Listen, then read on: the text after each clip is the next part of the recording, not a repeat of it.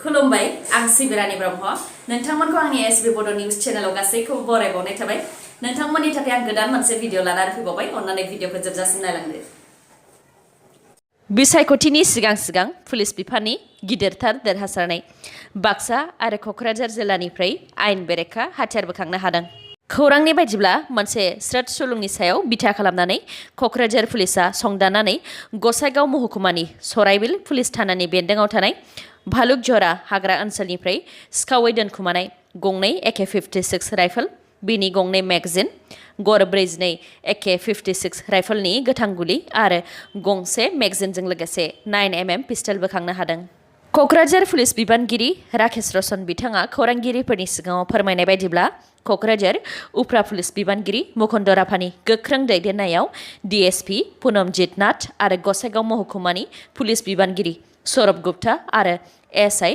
लाटुक दासनि मददाव बे दोनखुमानाय हाथियारफोरखौ बोखांनो हादों बेनि अनगायैबो बाक्सा जिल्लानि 62 नं बरमा बिधानसभा बियाबनि सिङाव थानाय खारवानि हाग्रा ओनसोलनिफ्राय हराव बरमा पुलिसनि मददाव बाक्सा पुलिसा हाथियारफोरखौ बोखांनो हादों पुलिसफोरा बे हाथियारखौ हा सिङाव फबनानै दोननाय हालतनिफ्राय बोखांनो हादों हाथियारफोरा जाहैबाय गंसे M सिरिजनि राइफल गंसे रिभल्भार गंसे मेगजिन आरो गर 46 राउन्ड गोथां गुलि बाक्सानि SI बिथां प्रणत ज्योति कलिताया सन्देह खालामदों दि बे हाथियारखौ बिधानसभा बिसायख'थियाव हिंसायारि जाथाय खालामनायाव बाहायनो थाखाय लाखिनाय जादोंमोन होननानै मोसौ बेदरा माहारियारि बेदर बे खोथाखौ बुंनायनि थाखाय केस होजाबाय BJPनि सासे दैदेनगिरिया मख'नो गोनांदि 24 नं गौरीपुर बियाबनि BJPनि बिजाथि बनेन्द्र कुमार मुसाहारि बिथाङा फैगौ आसाम बिधानसभा बिसायख'थिनि थाखाय मोनसे फोसावदिं मेल खुंदोंमोन बे फोसावदिं मेल खुंनायावनो बिथाङा बुंथिदोंमोन दि मोसौ बेदरा माहारियारि आरो मुलुगनां बेदर आरो मोसौ बेदर जानायखौ आसामजों लोगोसे भारतआवनो बन्द खालामनो हाया होननानैबो बुंथिदोंमोन बेनि हेंथायैनो पूर्व ओनसोल हिन्दु आइकिया मंच मुंनि मोनसे हिन्दु आफादा दिसपुर पुलिस थानायाव FIR होदों बिथांमोनहा FIR आव बुंथिनाय बायदिब्ला सासे बिजाथि जानानै मोनसे धोरोमनिफ्राय भट मोननो थाखाय मोसौ बेदरखौ माहारियारि बेदर होननानै बुंनाया सोंखारि जाथाव आरो बिथां बनेन्द्र कुमार मुसाहारिनि बे बुंनायजों गुबुन मोनसे हारि आरो धोरोमनि गोसोखौ दुखु मोनहोदों आरो मोननै धोरोमनि गेजेराव सुथुर आरो गाज्रि मोनलायनाय सोमजिहोनाय जादों होननानैबो बुंथिदों बेनिखायनो FIR नि गेजेरजों बनेन्द्र कुमार मुसाहारिनि हेंथायै नांगौबायदि राहा लानो थाखाय दिसपुर पुलिसखौ खावलायदों UPPL नि मददगिरिबासो मोनगोन UPPL नि मददगिरि नङाब्ला मोना बेबायदि रावखौ खौरां बिजोङाव मोनबाय थानाय जादों चिरां जिल्लानि सिङाव थानाय निसिमा समष्टिनि औगुरि आरो नांगलभाङा VCDC नि UPPL नि मावथिया मोनसे मेल मिटिंआव बुंथिदोंमोन दि गावबुराया UPPL नि मददगिरि जाथारनांगोन UPPL नि मददगिरि नङाब्ला गामिनि गावबुरा जानो मोननाय नङा होननानै बिथाङा मिटिंआव बुंनाय बे रावा दासान्दि ससियेल मिडियायाव गोसारनानै दङ बेनि सायावनो दुलाराय BTA दि गावबुरा गौथुमा खौरांगिरि मेल खुंनानै बेनि सायाव माखासे खोथा बुंथिदों दुलाराय BTA दि गावबुरा गौथुमा फोरमायनाय बायदिब्ला गावबुरा गौथुमा मोनसे नन पलिटिकेल अर्गानाइजेसन एबा राजखान्थिजों सोमोन्दो गैयै आफाद आरो बे आफादनि गुबै थांखिया बिटिआरनि सिङाव थानाय गामिफोरनि गासैबो हारि धोरोमनि गेजेराव खौसेथि आरो गोजोन लाबोनायसो राजखान्थि मुलाम्फानि थाखाय गामिनि सिङाव गावजों गाव बोखावलायनो लानाय थांखिखौ सहायनो हायाखै होननानैबो फोरमायथिदों दुलाराय गावबुरा गौथुमा बेजों लोगोसेनो गासैखौबो समानै नायनांगौआ सोरखारनि खामानि होननानैबो बुंथिदों बिथांमोनहा गामि गामि UPPL नि मददगिरिफोरनोल' गावबुरा होनो लानाय थांखिखौ जोबोद दुखु मोननाय फोरमायदों बिथांमोनहा मानोना राजखान्थि हान्जाया फैगोन थांगोन नाथाय गावबुरा गौथुमा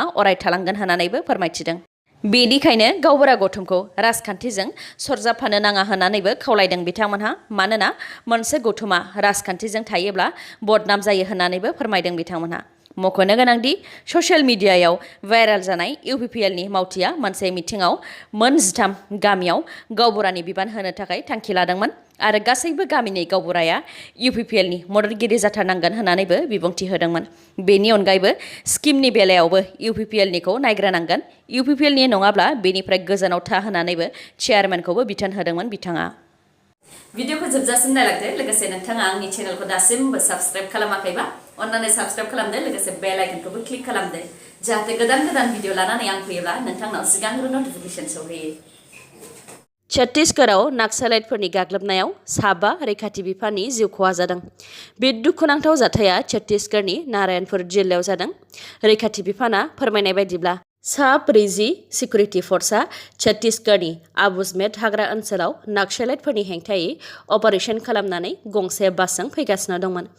फैबाय थानाय समावनो लामा गेजेरनि गंसे दालांआव नाक्सालाइटफोरा बेफ्रुहोग्रा फिटिं खालामनानै दोनखानाय बम बेफ्रुनायाव बासआ बेलथायहैदों आरो बे दुखुनांथाव जाथाया जानो मोनदों। बे जाथायाव 7 सिकिउरिटि फर्सआ मुंख्लं जादों आरो 15 सिकिउरिटि फर्सआ जोखोम जादों। नायबिजिरनायाव मोननाय बायदिब्ला नाक्सालाइट उदखारिफोरा सरासनस्रा सुबुंफोर बायदि थाफ्लानानै रैखाथि बिफाननि थांलाय फैलाय जानायखौ नोजोर लाखिबाय थाखादोंमोन। एस'सिएशन फर डेम'क्रेटिक रिफर्म्स एडिआरआ फैगौ आसाम बिधानसभा बिसायख'थिनि नैथि खोलोबनि गासै 39 बियाबनि सा 345 बिजाथिफोरा जमा होनाय एफिडेविटनि सायाव मोनसे रिपर्ट दिहुनदों। बे रिपर्टनि बायदिब्ला नैथि खोलोबनि सा 345 बिजाथिफोरनि मादाव सा 37 बिजाथिफोरा एफिडेविटआव क्रिमिनेल रेकर्ड फोसावदों, जायनि मादाव सा 30 बिजाथिफोरानो सिरियास क्रिमिनेल केस थानाय बिजाथिफोर। बिजेपिनि सा 34 बिजाथिफोरनि मादाव सा 11 बिजाथिफोरानो क्रिमिनेल केस दङ।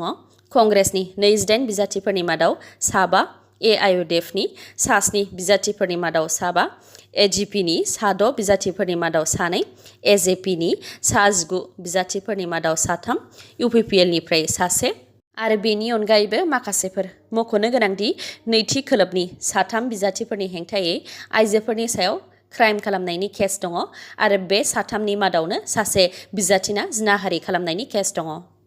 बिसायख'थिनि सिगां मोनफ्रोमबो हान्जायानो गाव गावनि मेनिफेस्ट' एबा इस्तिहारखौ फोसावो। आसामनि बिजेपि आरो कंग्रेस मोन्नैबो दोलोआनो इस्तिहारखौ फोसावबाय।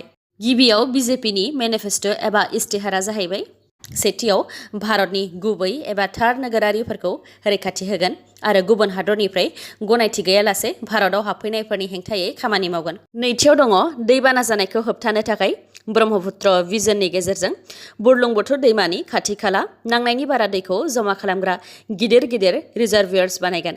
थामथियाव दङ अरुणोदय बिथांखिनि गेजेरजों 30 लाख नखरफोरनो दानफायाव 3,000 अनसुंथाइ होगोन। ब्रैथियाव दङ मिशन शिशु उन्नयननि गेजेरजों थाखो 8 आरो बिनिफ्राय बांसिन फरायनाय फरायसाफोरनो साइकेल होगोन, जाहाथे फरायसाफोरा फरायनायखौ नागारा। बाथियाव दङ गासै 2 लाख सुबुंनो साख्रि होगोन। बेनि मादाव 2022 मायथाइनि 31 मार्च दाननि गेजेराव 1 लाख सुबुंनो साख्रि होगोन आरो 8 लाख सुबुंनो सोरखारि नङै साख्रिखौ होगोन। बेनि अनगायैबो आरो माखासे कंग्रेसनि मेनिफेस्ट' एबा इस्तिहारा जाहैबाय सेथियाव साफ्रोमबो साख्रि गैयै हाबा जानाय आइजोफोरनो दानफायाव 2,000 रां होगोन। नैथियाव खाहाखौ बोखारनो थाखाय मोनसे आयेन बानायगोन। थामथियाव 5 लाख सुबुंनो सोरखारि साख्रि आरो सा 25 लाख सुबुंनो सोरखारि नङै साख्रि होगोन। ब्रैथियाव दङ साहा बागानाव मावग्रा मावथिफोरनि सानफ्रोमबोनि दरमाहाखौ 365 राङै खालामनानै होगोन। बाथियाव दङ मोनफ्रोमबो नखराव 200 इउनिटसिम बेसेन नाङालासे मोब्लिब होनाय जागोन। दथियाव दङ आबादारिफोरनि दाहारखौ निमाहा होनाय जागोन। स्निथियाव दङ आसामाव गनायथि गैयै गुबुननिफ्राय हाबफैनायफोरनि हेंथायै राहा लानाय जागोन आरो बेनि अनगायैबो गोबां माखासे समायखिराफोर। 67थि नेशनेल फिल्म एवार्डखौ डाइरेक्टरेट अफ फिल्म फेस्टिभेलआ निउ दिल्लीआव फोसावबाय। बेस्ट एक्ट्रेस एवार्डखौ कंगना रानावतआ पंगा आरो मणिकर्णिका सावथुननि थाखाय मोननो हादों। बेस्ट एक्टर एवार्डखौ मनोज बाजपेयी बिथाङा भोसले सावथुननि थाखाय आरो धनुष बिथाङा असुरान तामिल सावथुननि थाखाय मोननो हादों। बेस्ट फिचार फिल्मखौ माराक्कार मालायालम सावथुना मोननो हादों। बेस्ट हिन्दी फिल्मखौ छिछोरे सावथुना मोननो हादों। मख'नो गोनांदि बे सावथुनाव रुंसारि सुशांत सिंह राजपुतआ गुबै फावखौ खालामदोंमोन। बेस्ट एसामिस फिल्मखौ रनौआ सावथुना मोननो हादों आरो स्पेशियेल मेनसनखौ एसामिस सावथुन जनाकी फरवाया मोननो हादों। दिनैनि भिडिअ'आ एसेनोसै। गाबोन आरो गोदान भिडिअ'जों लोगो मोनफिनबावगोन। नोंथाङा दासिमबो आंनि चेनेलखौ साबस्क्राइब खालामाखैबा अन्नानै साबस्क्राइब खालामदो, लोगोसे लाइक, कमेन्ट आरो शेयार खालामनो दाबाव। गोजोन्थों।